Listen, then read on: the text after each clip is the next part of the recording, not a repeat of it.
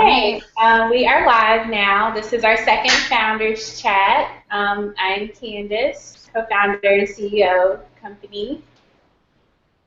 And I am Chanel, co-founder and COO of the company. Okay, so let's get started. Chanel's going to take the first one.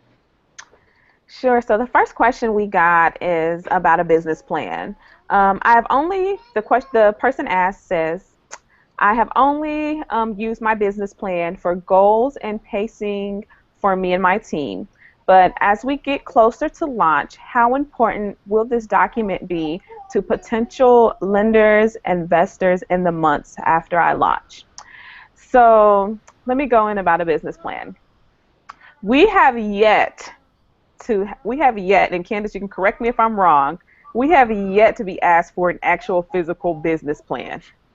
In the old-fashioned sense. What we do get asked for is for a deck, and the deck essentially is a PowerPoint or keynote presentation that you put together that lists information about your market, your product that you're selling, or your service, your team, um, how you're going to make money, and what your ask is.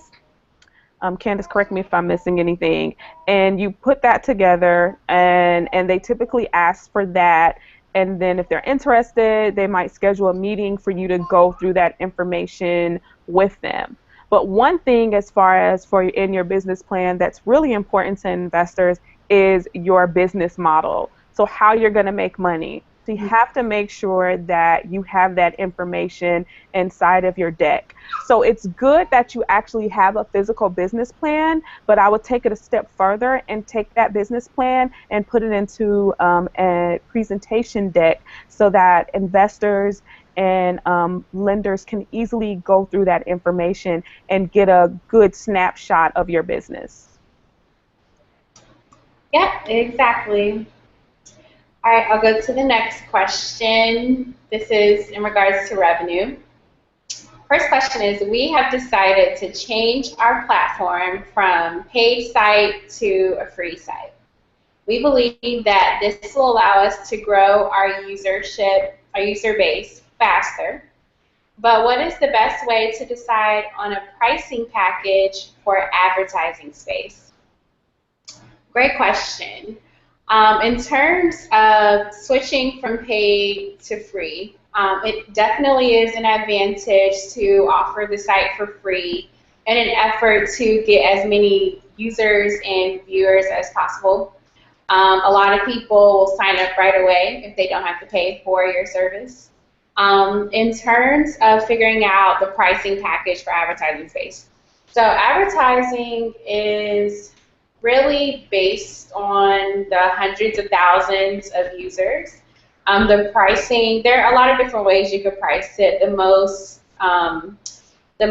widely used ones are basically paid per click. So there's advertising banner, you're getting paid based off of how many times click that banner. And the pricing usually starts once you're in the hundreds of thousands of users.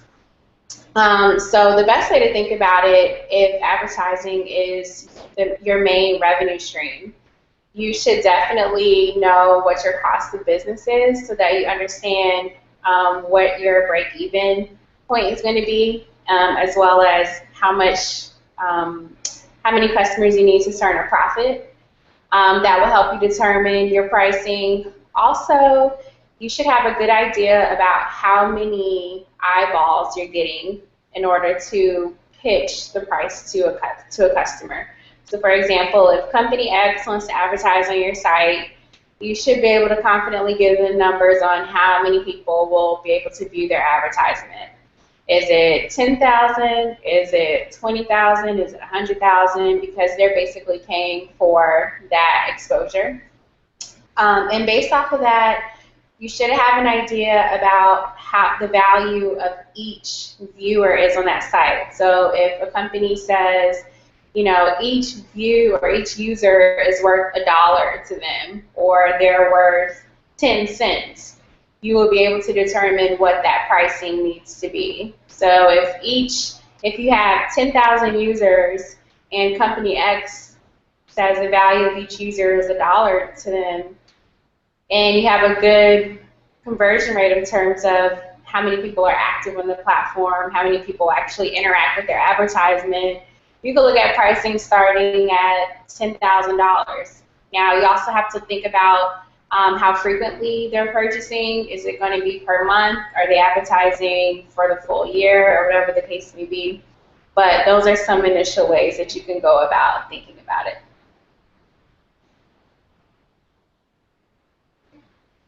Okay, so I'm going to answer the next question. The next question we have is, okay, about venture capital. What is the best way to go about getting investors interested in your product?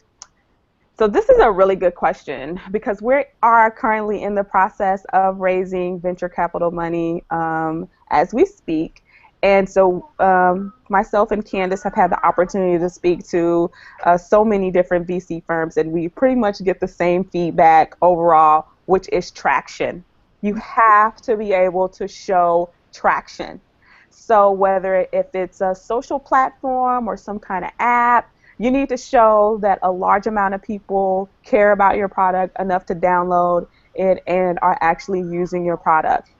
And even if you can't figure out how to make money, kind of like Candace mentioned with the whole freemium model, if you can say that we launched this app or we launched this website and we got 10,000 new accounts in a month from launch, that is so valuable. I mean, you probably have a hard time keeping the VCs away. You know, they want to know why is it sticky like that. Another thing that you can show as far as traction is revenue. So if you have a physical product or good or some service that you're able to send out, and you can show that people will actually pay for it. So maybe it's not 10,000 purchases, but you're bringing in $15,000 a month. And you need the venture capital funding to help expand the business because you're at current capacity. So maybe you're only making 15 with your current team and your current resources, but you could perhaps make 30,000 if you had venture capital funding. So that would make a case for them to potentially invest in your company. So remember, this key thing is you have to show traction. That is what's going to get VC firms interested in your product or your service. Exactly. That was spot on. I'm going to answer the other question that was also related to venture capital or getting access to capital. We wanted to enter the TAG 10th Annual Business Launch Competition, but didn't know if we had a chance considering we will be launching in February. Should we enter? I actually got an email about that this morning. I know that the application deadline for the TAG Business Launch Competition is coming up. The deadline to apply is February 11th. So if you're launching in February, seems to me it would be perfect timing. The finalists for the TAG Business Launch Competition, quite a few of them made their public debut in the competition. And when we won the competition, we didn't have our product out yet. We had actually just started a few months prior through Flashpoint. So I think that if, depending on where you are with your timeline, with your launch, if everything is looking good, I would go ahead and submit the application, because if the actual contest isn't until May, you have to get through a couple of rounds anyway to get to the finals. But during that time, if your launch goes well and you have great traction coming out and you have really good things to strengthen your position as a candidate for the competition, I think that is worth it. It's better to submit it and be in the running than to say, after the deadline, oh man, we should have applied. Just go ahead and get your application in there. we applied for everything that we possibly could, no matter, where we were with our business. And, most of those times it ended up working out because, we made progress by that point, or we had some significant update about our business that strengthened our pitch. So my advice would be to go for it. And there have been a lot of great companies that did become the winners, and they were able to, get their launch going. They actually do have preferences to new companies. So it seems to be in your advantage. And also, I know that even if you don't win, they still split product and services prizes amongst the final 4 companies. So if you don't win the cash, you could definitely win services for your business, and it's a great way to get started. So my advice would be to go for it. Yeah, and Candace, can you tell them, for those who may not know, what the Tag Business Launch Competition, can you tell them exactly what that is? Sure. So the Business Launch Competition is put on by the Technology Association of Georgia, and any tech company can apply for it. And you basically pitch your company. You go through about 3 rounds. The final round is the third round is the last round, where you pitch, as a final 4 company. We entered in 2013. And that's when we won the competition in 2013. A couple other companies that won have been Mansour, Collector Dash, Pindrop Security. The companies that were in the finals with us was Sidekick, Rigger. So a lot of awesome companies that have come through and won the competition. And it's a great way to get exposure for your company as well, amongst the different panels of judges for each round.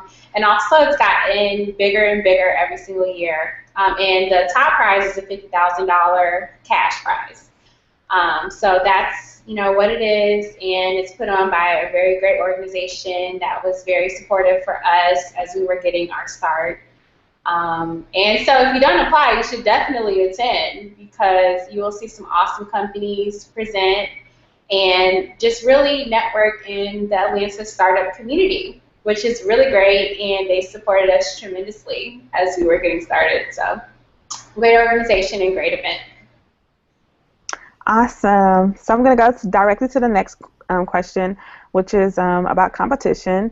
As of now, their startup has no direct competition, as they are the only site to their knowledge that offers their unique services.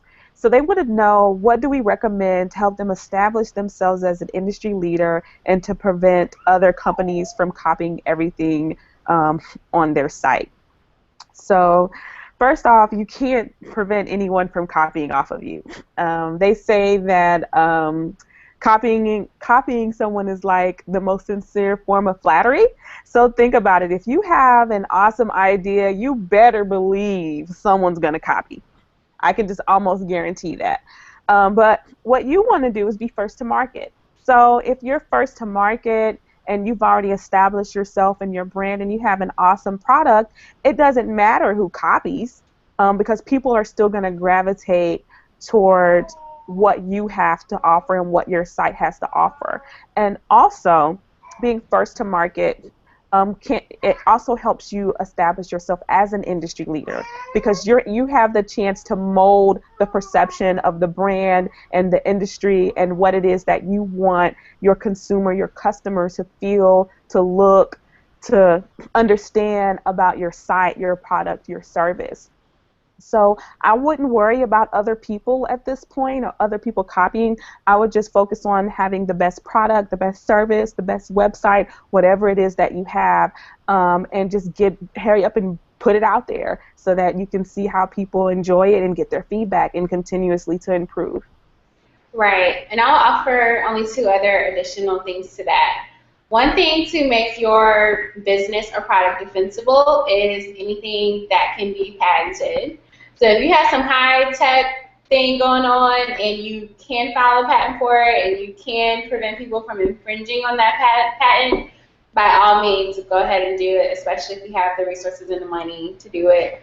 Another thing that really helps your company stand apart from competition is developing a very strong brand.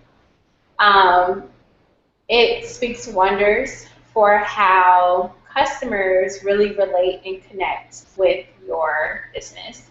And so we're in the process of strengthening the Myavana brand.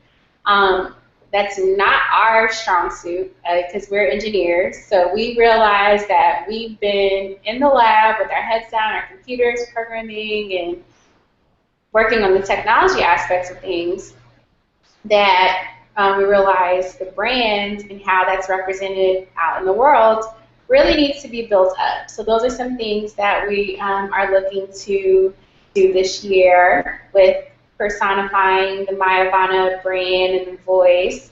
Myavana actually means my hair nirvana, in case you didn't know. And a lot of people always ask how we came up with the name. But think about all of the phenomenal companies out there. They have a very strong brand. Starbucks, Apple, Disney. But even those who are in a very saturated market, if you have a lot of competitors, your brand is another thing that will help you stand out.